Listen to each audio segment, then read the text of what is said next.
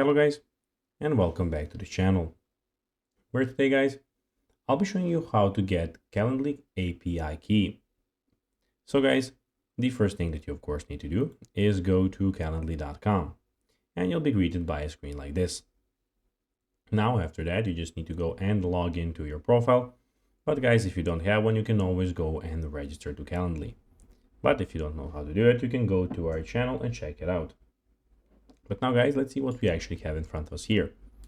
In the top left corner, we have the create button, schedule events, and we have the admin center. Also in the top right corner guys, we have everything about your profile, which you can also click on and check out. But now guys, let's see how you can actually go and get Calendly API Key. It is pretty simple, and you just need to go and follow these few steps to know how to do it. The first thing that you of course need to do is go and look for the integration and apps, which is in the top bottom left corner, as you can see.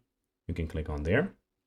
Now, when you clicked on that, you just need to go and click on the select the API and webhooks.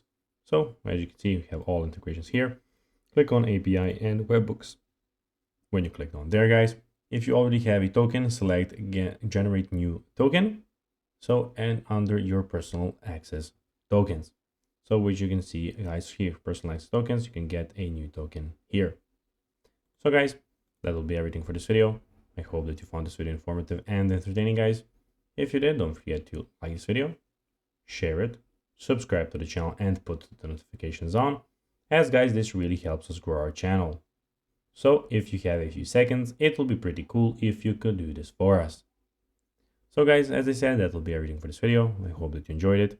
And guys, as always, I'll be seeing you in the next video on this YouTube channel. Bye guys.